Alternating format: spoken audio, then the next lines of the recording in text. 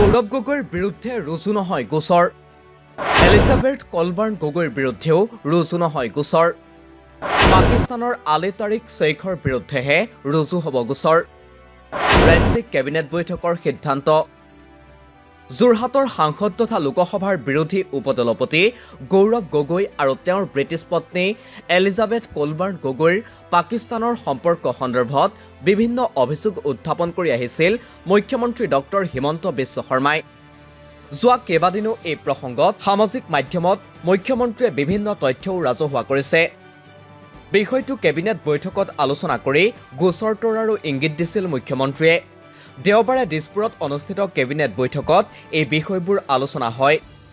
কিন্তু গৌৰৱ গগৈ আৰু তেওঁৰ পত্নীৰ বিৰুদ্ধে গোচৰ ৰুজুৰহে কোনো সিদ্ধান্ত নহ'ল।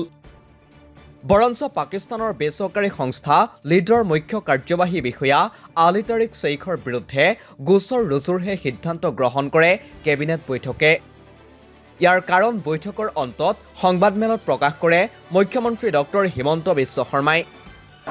আলী শ্বেইখ সাংসদ গৌৰৱ গগৈৰ পত্নী এলিজাবেথৰ সংস্পৰ্শলৈ আহিছিল। দুয়োগৰাকী ভাৰত পাকিস্তানত পৰিৱেশৰ কাম কৰা CDKNৰ অংশ। যে আলী শ্বেখ ডাঙৰীয়া ব্ৰিটিছ নাগৰিক আৰু অসমৰ মাননীয় সংসদ সদস্য শ্ৰী গৌৰৱ গগৈৰ পত্নী শ্ৰীমতী এলিজাবেথ গগৈৰ সংস্পৰ্শলৈ আহিছিল। আলী শ্বেখ হৈছে জলবায়ু পৰিৱৰ্তনৰ ক্ষেত্ৰত কাম কৰা অলাভজনক সংস্থা লিড পাকিস্তানৰ প্ৰতিষ্ঠাতা।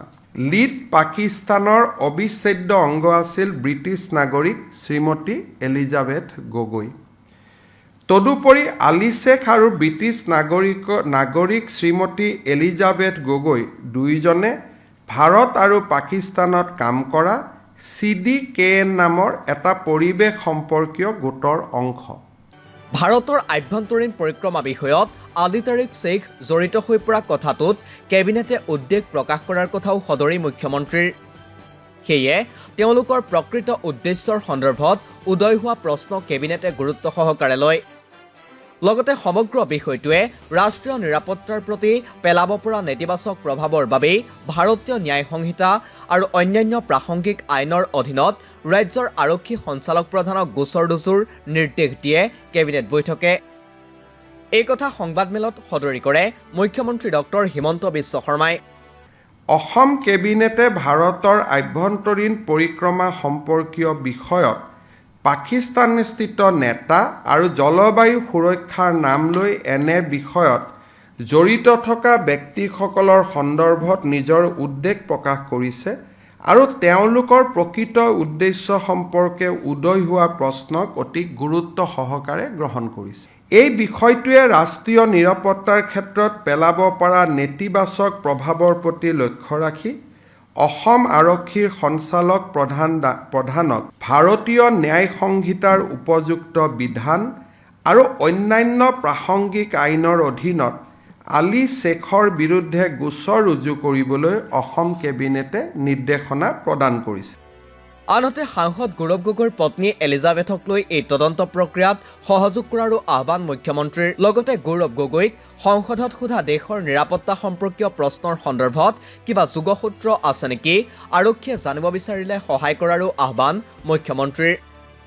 আমি আশা কৰোঁ যে অসমৰ সংসদৰ পত্নী হিচাপে যদিও শ্ৰীমতী এলিজাবেথ গগৈ এগৰাকী ব্ৰিটিছ নাগৰিক, তথাপিতো অসমৰ এগৰাকী সংসদৰ পত্নী হিচাপে তেওঁ এই ইনকুৱাৰীত কোঅপাৰেশ্যন কৰিব, সহযোগিতা কৰিব, নিজৰ পাছপৰ্ট, ভিছা, ট্ৰেভেল ডকুমেণ্টছ আমাৰ লগত শ্বেয়াৰ কৰিব আৰু গৌৰৱ গগৈ ডাঙৰীয়াই সংসদত ভাৰতৰ নিৰাপত্তা, বিশেষকৈ নিউক্লিয়াৰ ৱাৰহেডৰ ওপৰত তেখেতে উত্থাপন কৰা প্ৰশ্নসমূহৰ লগত প্ৰত্যক্ষ পৰোক্ষভাৱে কিবা যোগসূত্ৰ আছে নেকি সেই সম্পৰ্কেও অসম আৰক্ষীয়ে যদি সংসদগৰাকীক কথা পাতিব বিচাৰে আমি আশা কৰোঁ সংসদগৰাকীয়ে নিশ্চয় অসম আৰক্ষীক সহযোগিতা কৰিব। উল্লেখ্য, দেওবাৰে দিছপুৰৰ মানৱেন্দ্ৰ শৰ্মা কমপ্লেক্সত অসম প্ৰদেশ কংগ্ৰেছ কমিটিৰ এটা অনুষ্ঠানত অংশ লৈ গৌৰৱ গগৈয়ে কয়, বিজেপিৰ সকলোৱে মোক টাৰ্গেট কৰিছে। বিজেপিৰ সকলো ইক'ছিষ্টেমে টাৰ্গেট কৰিলেও মই ভয় নকৰোঁ, দল সলনি নকৰোঁ। মই তৰুণ গগৈৰ পুত্ৰ।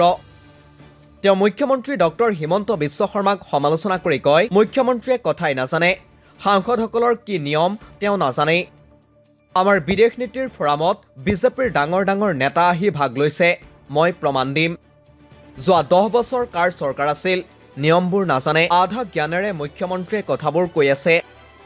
তাৰ পাছতেই যেন কেবিনেট বৈঠকত গৌৰৱ গগৈ আৰু তেওঁৰ পত্নীৰ বিৰুদ্ধে গোচৰ ৰুজু কৰাৰ সিদ্ধান্তৰ সলনি পাকিস্তানৰ আলী তাৰিক শ্বেইখৰ বিৰুদ্ধে গোচৰ ৰুজুৰহে সিদ্ধান্ত গ্ৰহণ কৰে।